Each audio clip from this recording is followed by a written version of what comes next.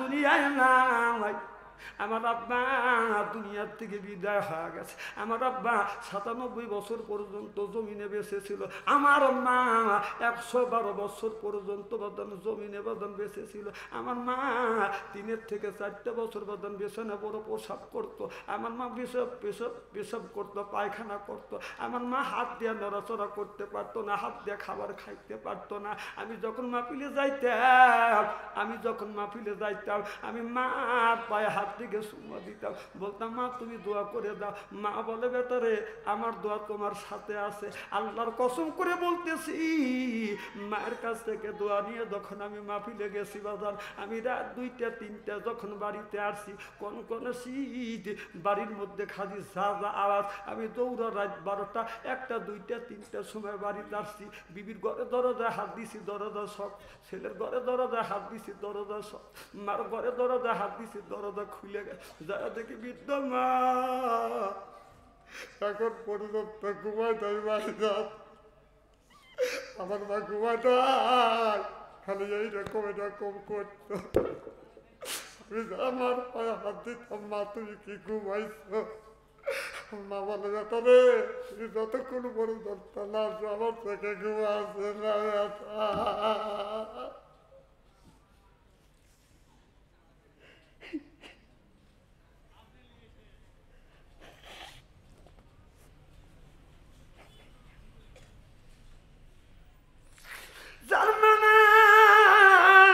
তার কলিজায় আঘাত লাগবে, চোখে যদি পানি আসে ওই মানুষটার চোখে পানি আসবে। আমি এসে দেখি আমার মা ঘুমায় নাই এখনো আনাই, আর কে আমার জন্য অপেক্ষা করে না।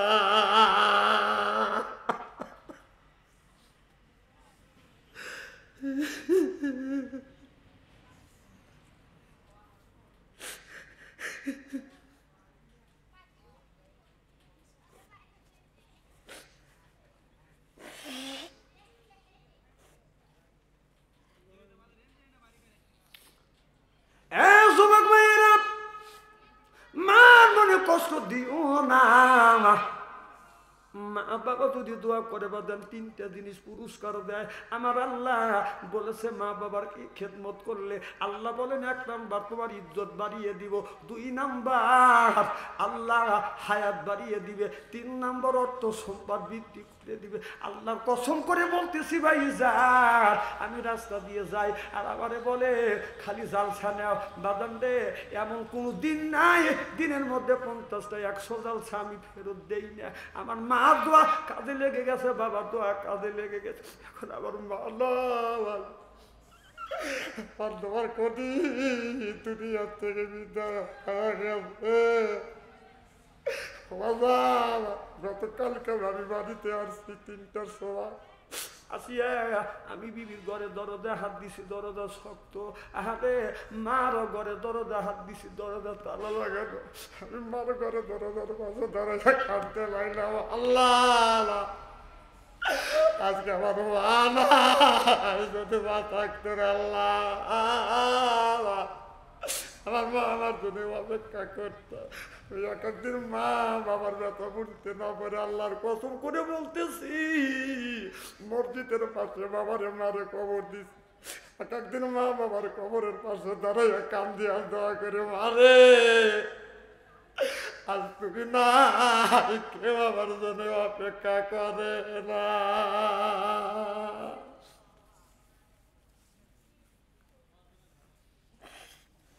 এরপরে জাউলালার দোকানের টাকা না দিবে পারলে ওর যত গুণ আছে সব তোমার মাথায় বুঝে দিবি। তুমি কিভাবে হাইটে যাও, বিশ্বাস যদি না হয় মরিয়ে দেখো। এখনো সময় আছে বাইসে থাকতি।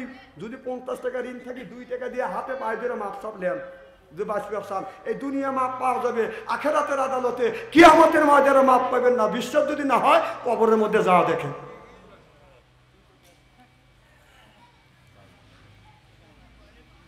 আমার ভাইয়ের আমার হারসো তোমার বললে যুবক রে আমি তোমাকে মাপ দিতে পারবো না, ছুটি দিতে পারবো না, ঋণের বাহার আমি নিতে পারবো না, তবে একটা সুযোগ তোমাকে দিতে পারি। বলে কি সুযোগ? সুযোগ হলো কেউ যদি তোমার জামিনদার জিম্মাদার হয় তাহলে তোমাকে 1 মাসের ছুটি দিব। এবার নবীর সাহাবীরা শত শত হাজার হাজার সাহাবী বাদন ওই জায়গা দাঁড়া আছে। এবার এই যুবকটা ডেকে বলে, ও নবীর সাহাবীরা, আপনারা নবীরে দেখছেন? আমি দেখি নাই, তবে আপনাদের কাছ থেকে শুনছি, হাদিসে পড়ছি, আলেম ওলামার মুখে শুনছি, আপনাদের মুখে শুনছি। আমার নবী বলেছে মুসলমান এক মুসলমান অপর মুসলমানের ভাই। এক মুসলমান যদি বিপদে পড়ে আর এক মুসলমান বিপদের সামনে যা বিপদ থেকে উদ্ধার করে। এইটা যদি রাসূলের সুন্নাত হয়ে থাকে, রাসূলের হাদিসটা যদি হয়ে থাকে, আপনারা যদি একজন জামিনদার জিম্মাদার হন, আল্লাহর কসম করে বলতেছি আমি ফিরে আসব। কেউ রাজি হয় না। নবীর একটা সাহাবীর নাম হলো আবু তালহা। আবু তালহা চিৎকার দিয়ে বলল, আমি আমার নবীর হাদিস মিথ্যা হতে দিব না, আমি তোমার জামিনদার জিম্মাদার হইলাম। চিল্লাইয়া বল সুবহানাল্লাহ। বলে যুবক রে, আমি তোমার জামিনদার জিম্মাদার হইলাম, তুমি চলে যাও, 1 মাসের ছুটি দেওয়া হইলো।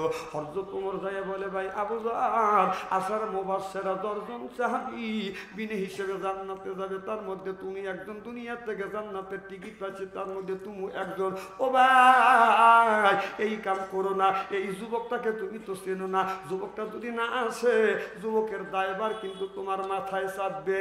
হযরত আবু যার বললে, ভাই ওমর রে, এই চিন্তা তোমার করা লাগবে না, যুবকটা যদি না আসে হাসির দড়ি হাসতে হাসতে করব, কিন্তু নবীর হাদিস আমি মিথ্যা হতে দিব না। চিল্লাইয়া কোন সুবহানাল্লাহ। এরাই হলো নবীর আশিক।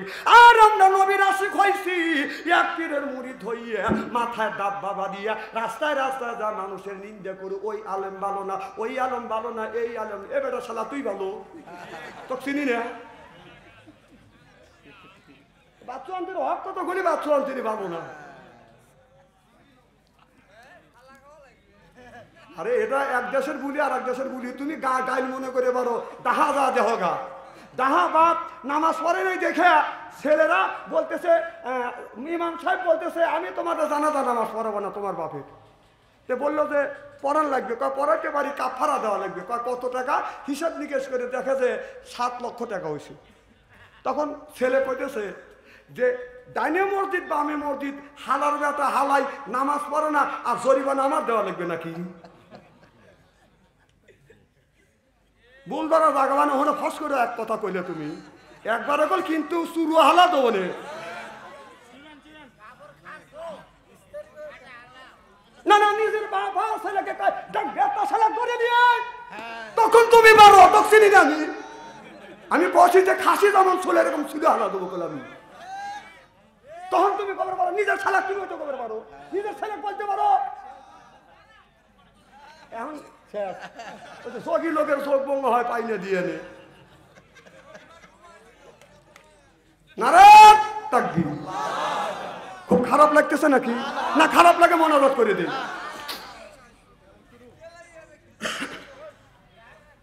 ও যে আসওয়াতের কথা মনে আছে আমার ভাইরা, আমার হযরত ওমর বলল, ভাই দায় কিন্তু নিতে হবে। বললে আমি ফাঁসির দড়ি চড়বো, নবীর হাদিস মিথ্যা হতে দেব না। সুবহানাল্লাহ বললেন না? এবার আসওয়াদ বাদান কি করলেন? বাদান এই যুবকটা বাদান যখন চলে গেলেন, এবার যাওয়ার সময় হযরত ওমর বলল, যুবক আজকে আরবি মাসের শেষ শুক্রবার, আর আরবি মাসের সামনে আগামী পহেলা শুক্রবার জুমার দিন তুমি এসে হাজির হইবে, বাদ জুম্মা পরে তোমার কিন্তু ফাঁসির কষ্টে ঝুলানো হবে। আর যদি তুমি না আসো তোমার পরিবর্তন নিষ্পাপ ব্যক্তি নবীর সাহাবী আবু তালহাকে ফাঁসির কাছে ঝুলাইয়া হত্যা করা হবে। এবার যুবকটা আবু যরের কপালে একটা চুমো দিলেন, দাড়ি ধরে চুমো দিয়ে বলে, ভাইজান চিন্তা করো না, আমি মুসলমান, আমার জবান এক, আমি মিথ্যা কথা বলি না, আমি ঠিক মতে আসবো। যুবকটা বাদান বাড়িতে চলে গেল। বাড়িতে যাইয়া যুবক বাদান জমা জমি তালা তালুক যা কিছু ছিল সব কিছু বাদান বিক্রি করিয়া, ঋণ যা ছিল ঋণ গুণে শোধ করিয়া, আজকে রাত সকালবেলা হলে বাদান শুক্রবার যুবকটা বাদান ফাঁসি হয়ে যাবে। যুবকটা সারা রাত তাহাজ্জুদ নামাজ পড়ছে, ফজরের নামাজ পড়িয়া আল্লাহর কাছে হাত তুলে কান্দে, আল্লাহ আমি জীবনে ফজর নামাজ অনেক আদায় করেছি, কোনোদিন কাজা করি নাই নামাজে, আর জীবনে আমি তোমাকে আদায় করতে পারবো না, আমি নামাজ তোমাকে আদায় করতে পারবো না। এই বলে যুবকটা ঘরের মধ্যে গেছে। যুবকের একমাত্র মা বদন বসে আছে ঘরে। যুবকটা মার কাছে যাইয়া এইরকম করে হাত দিয়া মায়ের পায়ে হাত দিয়া চুমা দিয়া বলতেছে, মা আমাকে বিদায় দাও। মা বলে, বেটারে কেন তুমি আমার কাছে বিদায় চাও? যুবকটা বলে, মা একটা মানুষকে হত্যা করেছি, একটা মানুষকে হত্যা করেছি বিদায় হরদ তোমার আমাকে আপনার ফাঁসিতে ঝুলাইবে। মা আমি একজন এক জামিনদার করে রাখছি, তুমি আমাকে বিদায় দাও, আজকে যদি না যাই মা নবীর সাহাবী নিষ্পাপ মানুষের ফাঁসি হয়ে যাবে। মা জড়ো ধরে বলে, বেটা রে তুমি যখন আমার গর্ভে ছিলে, যখন ছোট্ট ছিলে বেটা, তোমার আব্বা মারা গেছে, অন্য আমি কবুল করি না, শুধু তোমাকে আমি মানুষ করবার জন্য খায়া না খাইয়া আমি তোমাকে মানুষ করছি বেটা, আমি তোমাকে ফাঁসির কাছে উঠতে দেবে না। এ বেটা আমাকে হরদ তোমার কাছে নিয়ে যাও। হরদ তোমাকে বলবো, হুজুর আমার বেটার পরিবর্তন, আমাকে ফাঁসির কাছে ঝুলো, আমার সন্তানকে ফাঁসির কাছে ঝুলাইও না। চিল্লাইও কোন সুবহানাল্লাহ। মা কি নিয়ামত, যার মা নাই সেই জানে। এমন নিয়ামত আল্লাহ বলেন, অপদরব্বকা হে বান্দা আমার দাসত্ব করো, আল্লাহ তাবুদু আমার গোলামি করো, ইল্লাহু আমার বন্দেগী করো, অবিল ওয়ালিদাইনি ইহসানা। আল্লাহ বলে, বান্দা আমার দাসত্ব আমার গোলামি করবার পরে তোমরা তোমার নিজ নিজ পিতা মাতার খেদমত করো। আজকে মা হইছে বুড়ি, গার যাইতে আমার বুড়ি, বাবা হলো বুড়ো, পিঠের উপর ধরে ধরে বুড়ো, শ্বশুর হলো আব্বা জান, শাশুড়ি হচ্ছে আম্মা জান, বিয়ে করছে পিয়ারা জান, ওরাই সব জানের জান, পরাণের পরাণ জোর কন ঠিক কিনে। আমার জীবনে আমি এত বড় হয়েছি একমাত্র আমার মা আর আমার বাবার দোয়ায় আর আমার চেষ্টা। আমার মতো মানুষ তো আলেম হওয়ার কথা না, আমার মতো মানুষ তো বাদন বক্তা হওয়ার কথা না। আমি যেদিন সর্বপ্রথম বারাবিল মাহফিলে যাব, আমি আমার মার পায়ে হাত দিলাম, বললাম মা একটু দোয়া করো, আব্বা দোয়া করে দেয়। আমি মাহফিলে যাব, যাবার সময় আমার মা আমার কপালে চুমা দিয়ে দিল, বেটা রে আমি তোমাকে দোয়া করে দিলাম, তুমি যাও। আমার আব্বা বললো, বেটা যা, তোর প্রতি আমার বিশ্বাস আছে। আল্লাহর কসম করে বললাম, আমি ওই জায়গায় সর্বপ্রথম 2 ঘন্টা ওয়াজ করছি, করিয়া আমাকে 100 টাকা দিছে। আমি তখন সাইকেল হলেই নেই, হাঁটে গেছি বাদান 2টা 50 টাকা নিয়ে, 2 হাতে নিয়ে আমি 50 টাকা মার হাতে, 50 টাকা বাবার হাতে দিয়ে বললাম, মা দোয়া করে দিও আমি যেন কোরআনের দাওয়াত বাংলার জমিনে দিতে পারি। আমার মা বলেছে, বেটা রে আমি কে দোয়া করলাম, আল্লাহ বাংলাদেশের প্রত্যেকটা দেশে তোমাকে ওয়াজ করা তৌহিদ দিবে। আজকে মার দোয়া কবুল। আজ দুনিয়ায় নাই, আমার আব্বা দুনিয়ার থেকে বিদায় হয়ে গেছে। আমার আব্বা 97 বছর পর্যন্ত জমিনে বেঁচে ছিল। আমার মা 112 বছর পর্যন্ত বাদন জমিনে বাদন বেঁচে ছিল। আমার মা 3 থেকে 4 বছর বাদন বিছানা বড় প্রসাব করতো। আমার মা পেশাব করতো, পায়খানা করতো। আমার মা হাত দিয়ে নড়াচড়া করতে পারতো না, হাত দিয়ে খাবার খাইতে পারতো না। আমি যখন মাহফিলে যাইতাম, আমি মার পায়ে হাত থেকে সুমা দিতাম, বলতাম মা তুমি দোয়া করে দাও। মা বলে, বেটারে আমার দোয়া তোমার সাথে আছে, আল্লাহর কসম করে বলতেছি। মায়ের কাছ থেকে দোয়া নিয়ে যখন আমি মাহফিলে গেছি বাজার, আমি রাত 2টা 3টা যখন বাড়িতে আসছি, কোন শীত বাড়ির মধ্যে খালি যা আওয়াজ, আমি দৌড়া রাত 12টা 1টা 2টা 3টার সময় বাড়িতে আসছি। বিবির ঘরে দরজায় হাত দিছি, দরজা সব, ছেলের ঘরে দরজায় হাত দিছি, দরজা সব, মার ঘরে দরজায় হাত দিছি, দরজা খুলে গেছে। যা দেখি বৃদ্ধ মা এখন পর্যন্ত ঘুমায় তাই বাড়িদার, আমার মা ঘুমায় খালি এরকম করতো। আমার পায়ে হাত দিতাম, মা তুমি কি ঘুমাইছো? বলে বেটারে তুমি যতক্ষণ পর্যন্ত না আসো আমার চোখে ঘুম আসে না বেটা।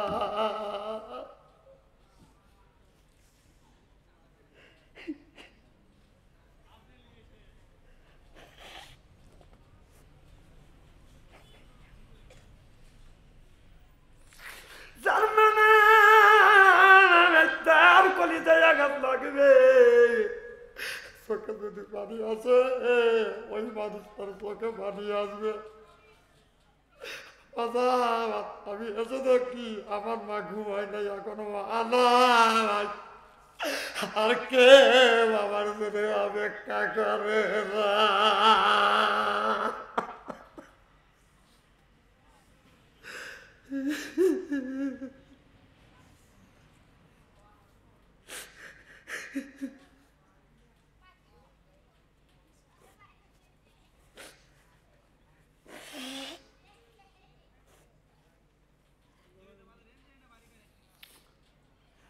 যুবক ভাইয়েরা, মার মনে কষ্ট দিও না। মা বাবা যদি দোয়া করে বা দেন 3টা জিনিস পুরস্কার দেয়। আমার আল্লাহ বলেছে মা বাবার কি খেদমত করলে আল্লাহ বলেন 1 নাম্বার তোমার ইজ্জত বাড়িয়ে দিব, 2 নাম্বার আল্লাহ হায়াত বাড়িয়ে দিবে, 3 নাম্বার অর্থ সম্পদ বৃদ্ধি করে দিবে।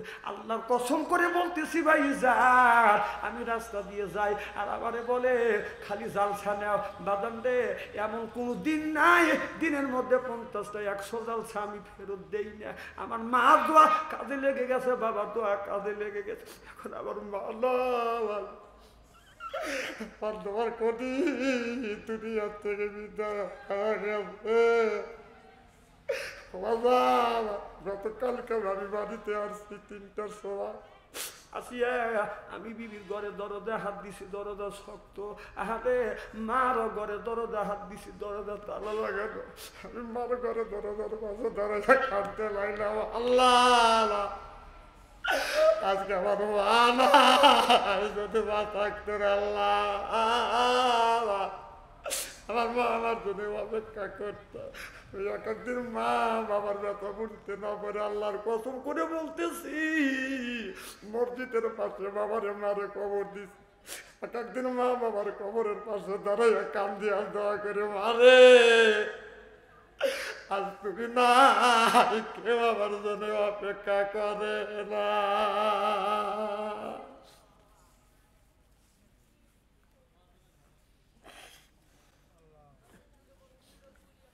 যুবক, মায়ের মনে কষ্ট দিও না, বাবার মনে কষ্ট দিও না। আর যদি তুমি কোনোদিন বিপদে পড়ো রে যুবক, যত বিপদে পড়ো না কেন, কোনো মানুষের কাছে তুমি বিচার চাও না, মানুষের কাছে প্রতিবাদ করো না, আল্লাহর কাছে সুবর্ধন করে দিও। তাওয়াক্কালতু আলাল্লাহ, আল্লাহর উপরে যদি ন্যস্ত করা যায় নিজ কুদরতে আল্লাহ তোমাকে হেফাজত করিবে। চিল্লে যখন সুবহানাল্লাহ আল্লাহুম্মা সাল্লি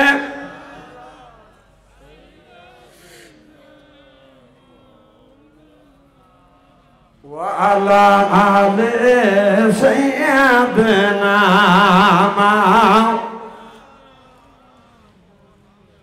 لا إله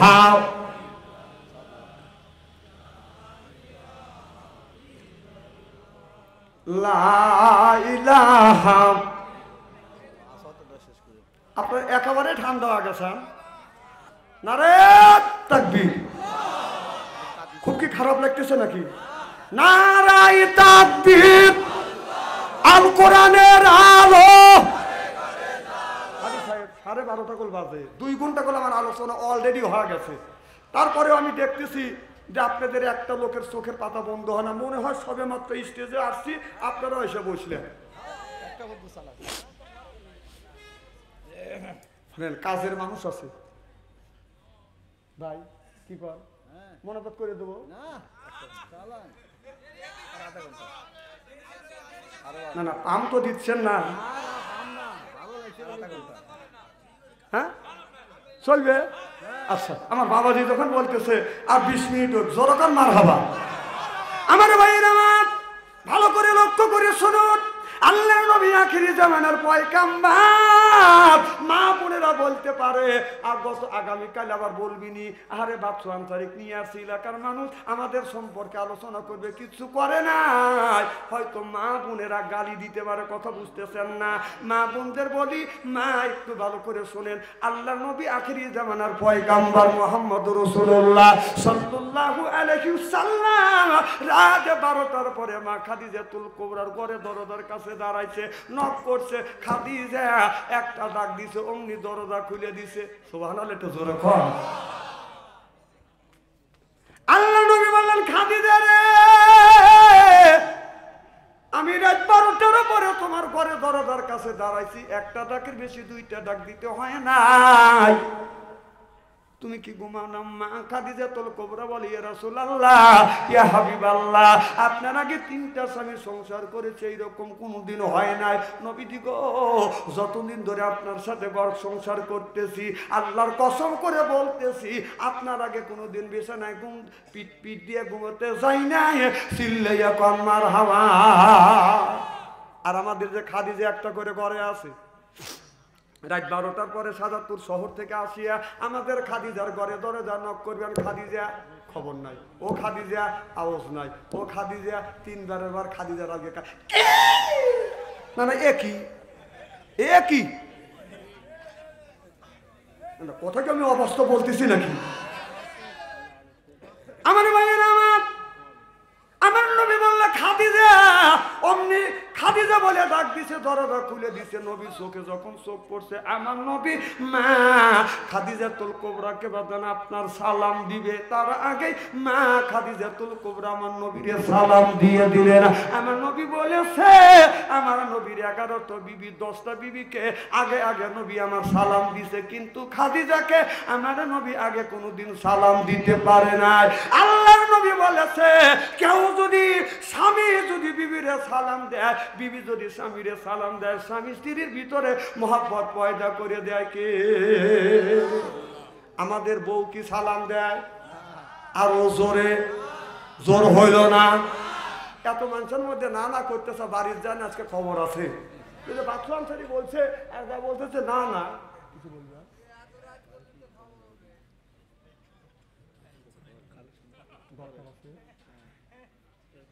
আচ্ছা ঠিক আছে, মারহাবা কর। আজকে আচ্ছা বৌমান সালাম দিল না, আমরা কি বিবিদের সালাম দিই? জোরে কর।